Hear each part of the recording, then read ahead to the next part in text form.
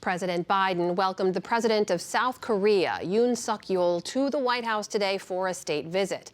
They signed a wide-ranging declaration that enhances U.S.-Korean planning for the use of nuclear weapons in response to a North Korean attack.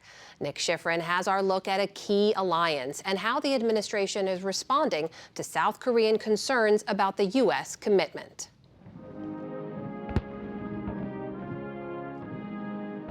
It's a 70-year-old alliance, but today in front of 7,000 people, the U.S. had to reassure South Korea the two countries would always walk side by side. It's an unbreakable bond, forged in bravery and the sacrifice of our people. President Biden hosted South Korean President Yoon Suk-yeol for a state visit, and at a press conference announced what Yoon called unprecedented steps to deter North Korea. So that we can achieve peace through the superiority of overwhelming forces and not a false peace based on the goodwill of the other side. Under today's Washington declaration, the U.S. will make every effort to consult with South Korea on any possible nuclear weapons employment and share plans for their use, increase joint training for the possible use of nuclear weapons, and deploy those weapons to the Korean Peninsula with enhanced visibility. South Korea reaffirmed the promise not to develop its own nuclear weapons. The U.S. and South Korean militaries are integrated, but until today, the U.S. has not officially shared its plans for when it would use a nuclear weapon. Our two countries have promised to respond swiftly, overwhelmingly, and decisively using the full force of the alliance, including the United States nuclear weapons. President Biden didn't go that far, but repeated his administration's previously stated threat. A nuclear attack by North Korea against the United States or its allies or partisans or partners is unacceptable and will result in the end of whatever regime were to take such an action. It was Yoon himself who earlier this year raised doubts about the U.S. commitment to defend South Korea with American nuclear weapons. In a newspaper interview in January, he said it is difficult to convince our people with just the idea of a U.S. nuclear umbrella that's existed since the Korean War ended in a 1953 armistice. South Korean concerns have been triggered by a record number of North Korean missile launches. At some point into the future, I would like to save the money. And South Korean doubts are also the product of former President Trump's hinting he would remove U.S. troops from South Korea if Seoul didn't contribute enough to their costs. The U.S. also says a ballistic nuclear submarine will visit South Korea for the first time in 40 years. It's an alliance born from war. Last night, the presidents laid a wreath of remembrance at Washington's Korean War Veterans Memorial. It remembers the 33,000 Americans and more than 1 million South Koreans killed in what the leaders hope will remain the last Korean War.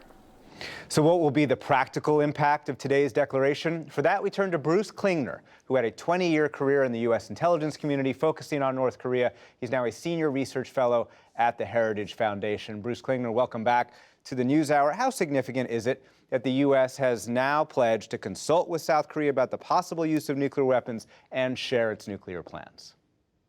I think it's very significant, but really the Washington Declaration is directed more at Seoul than at Pyongyang. It's designed more to reassure our ally than really any additional steps to deter North Korea. So the Mutual Defense Treaty, the presence of our forces, et cetera, are all very effective in deterring North Korea.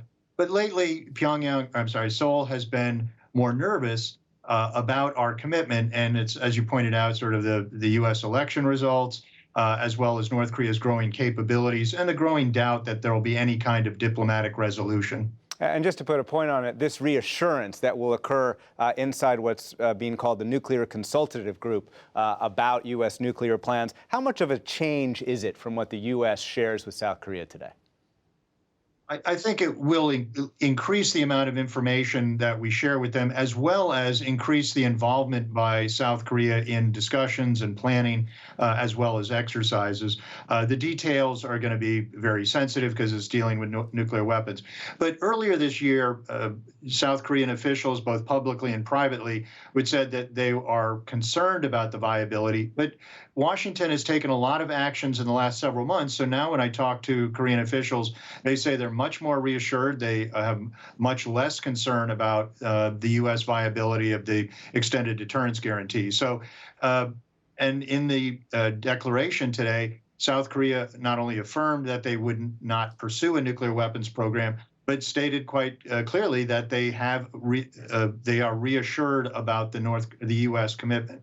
So to get that reassurance, as you just said, South Korea has reaffirmed its commitment under the Nuclear Nonproliferation Treaty not to obtain nuclear weapons. How significant is that pledge by South Korea today?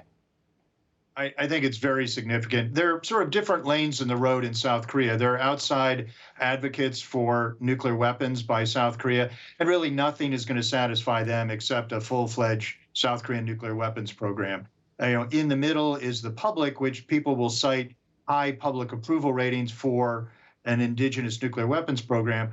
But then when the respondents have explained to them the consequences of that action, then the support goes down. And then sort of the third lane in the road is the South Korean government, which has been the least vocal in favor of it.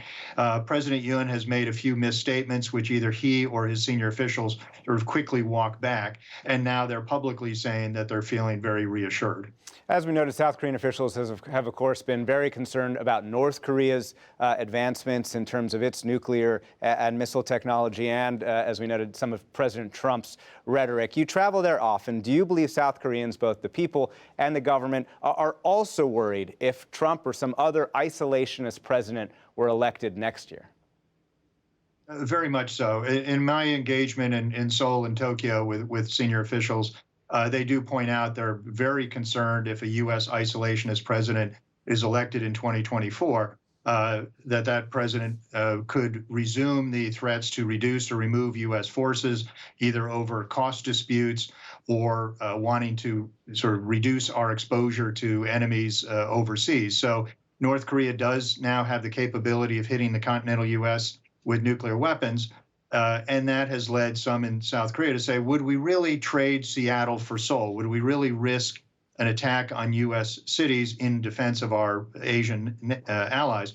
And I point out we were willing to risk an estimated 100 million casualties in a nuclear exchange with the Soviet Union, in essence risking Seattle, New York, and Washington for Bonn, Paris, and London. So, and that was with a much more capable nuclear adversary, the Soviet Union, than North Korea. And quickly, Bruce Klingler, some in South Korea and the U.S. have wanted the administration to go further and redeploy American nuclear weapons to the peninsula, which were withdrawn back in the 1990s. Just in a few seconds we have left, do you think the U.S. should have reconsidered that? I don't think so. It really doesn't make military sense to take the nuclear weapons off very hard to find and target vehicles such as aircraft or submarines and put them in a static bunker in South Korea, which would be a very lucrative preemptive target for North Korea. It's better to leave them on the hard to find launch platforms. Bruce Klingler, thank you very much. Thank you very much. Thank you for having me.